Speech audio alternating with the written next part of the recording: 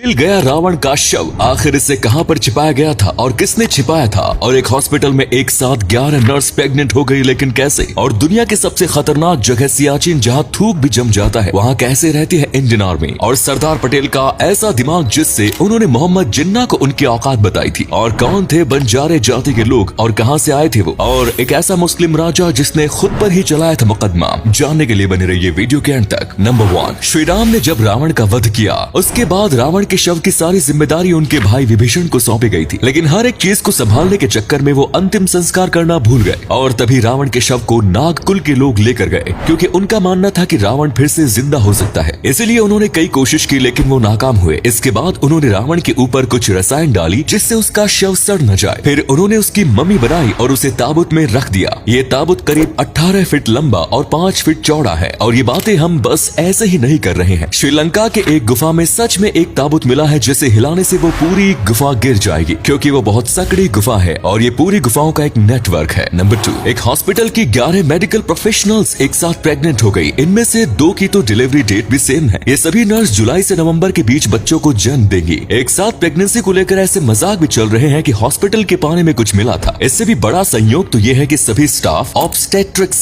Labour और delivery department में काम करती है। अब इसके पीछे कोई तगड़ा खास रीजन तो नहीं है, बस इसके पीछे एक संयोग है। वैसे हम आपको बता दें कि ऐसा पहली बार नहीं हुआ है। 2018 में भी एक साथ 8 नर्स प्रेग्नेंट हो गई थी और वही 2019 में एक साथ 9 हुई थी। लेकिन 11 नर्स का प्रेग्नेंट होना काफी नया था, इसीलिए ये इतना सुर्खियों में आया। नंबर 3, सियाचिन एक ऐसी जगह है जिसे दुनिया की सबसे ज्यादा खतरनाक जगह कहा जाता है। यहाँ पर कई बार तो टेम्परेचर -56 डिग्री सेल्सियस पहुँच जाता है। जी हाँ, आपने बिल्कुल सही सुना। अंदाजे के लिए अगर यहाँ पर एक आलू पकाना है तो उसे 20 सीटी मारनी पड़ती है और यहाँ पर तो 20 सीटी में आलू गायब हो जाएगा। यहाँ पर तो अंडे को भी हथौड़े से तोड़ना पड़ता है और अगर कोई थूकता है तो थूक जमीन पर गिरने से पहले ही जम जाता है। और आपको पता होगा हमारी सांस में नमी होती है, इसलिए ठंडी जगह पर हम जब सांस छोड़ते हैं तो वो तुरंत जम जाती है और एक धुआं निकलता है। लेकिन यहाँ पर इतनी ठंडी होती है कि सांस को कंट्रोल नहीं किया जाएगा तो सीधे हमारे फेफड़े तक हम जाएंगे और इससे लोगों की जान जा सकती है। यहाँ पर कई सैनिक तो शहीद हुए हैं, लेकिन उनकी डेड बॉडी अब तक घर नहीं पहुंची। यहाँ पर कुछ लाश को 40 से 50 साल पुरानी मिलती है। इसी से आप अंदाजा लगा सकते हैं कि यहाँ पर सैनिक की जिंदगी कैसी होगी।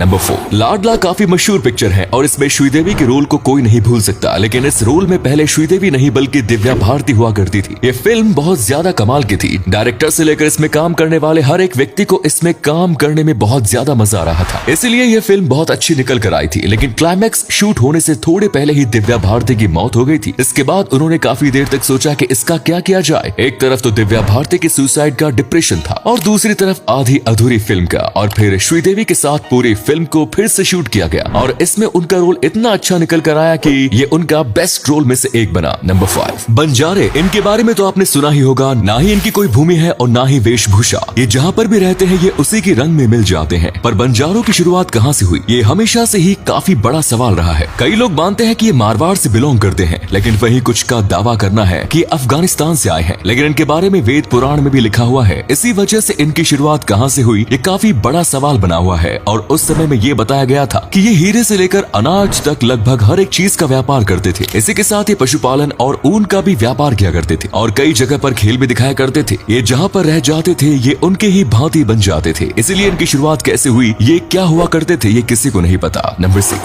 सरदार पटेल। इन्हें भारत का आयरन मैन कहा जाता था, लेकिन इनके शरीर से भी ज्यादा मजबूत था इनका दिमाग। भारत पाकिस्तान के बंटवारे के बाद जिन्ना कह रहे थे कि भारत के पास जितनी भी चीजें हैं उसे 2 हिस्सों में बांटी जाए, तभी भारत के पास 400 करोड़ थे। तो जिन्ना ने कहा था कि 200 तुम रखो, 200 हमें दो। पर जाहिर सी बात है पाकिस्तान का क्षेत्रफल और पॉपुलेशन बहुत कम थी। सरदार पटेल ने कहा कि अगर तुम्हें भारत का सब कुछ आधा चाहिए तो तुम्हें कर्ज भी आधा लेना पड़ेगा। लेकिन यहाँ जिन्ना ने हार मान ली। इसी के साथ माउंट बैटन के पास 2 गाड़ी थी, एक सोने से बनी एक चांदी से बनी, और कहा ये तुम दोनों रख लो। तभी जिन्ना तुरंत गए और सोने की गाड़ी में बैठ गए और कहा ये हमारी। तब सरदार वल्लभ भाई पटेल ने टॉस किया और कहा जो टॉस जीतेगा वो गाड़ी उनकी। और ऐसे में टॉस सरदार पटेल जीते और सोने की गाड़ी को भारत लेके आए। इसी के साथ उन्होंने दंगों में कहा था जो मुस्लिम वहाँ चले गए वो चले गए, लेकिन जो भारत में है उनकी प्रोटेक्शन हम खुद करेंगे। नंबर 7, आपने हमेशा सुना होगा कि मुस्लिम राजा बहुत ज्यादा क्रूअल हुआ करते थे, लेकिन ये हमेशा सच नहीं है। कुतुबुद्दीन ऐबक एक दिन तीरंदाजी की प्रैक्टिस कर रहे थे, तब उनका तीर एक लड़के को गलती से लग गया और उनकी जान चली गई। वो लड़का अपनी बूढ़ी माँ के साथ रहता था। कुतुबुद्दीन उनके पास गया और फिर उनको लेकर उसने खुद के ही ऊपर मुकदमा चलाया, जिसमें गाजी ने कहा कि आप इन्हें क्या सजा देना चाहेंगी। तब बूढ़ी औरत ने कहा कि ऐसा राजा कहाँ मिलेगा जो खुद के ऊपर एक मुकदमा चलाए। आज से यही मेरा बेटा है और मैं इसे कोई सजा नहीं दूंगी, वो भी ऐसी गलती के लिए जो इसने जानबूझकर नहीं की। इसके बाद गाजी ने कहा कि अगर कुतुबुद्दीन इसमें अपनी राजशाही दिखाता तो मैं ही उसको सजा दे देता।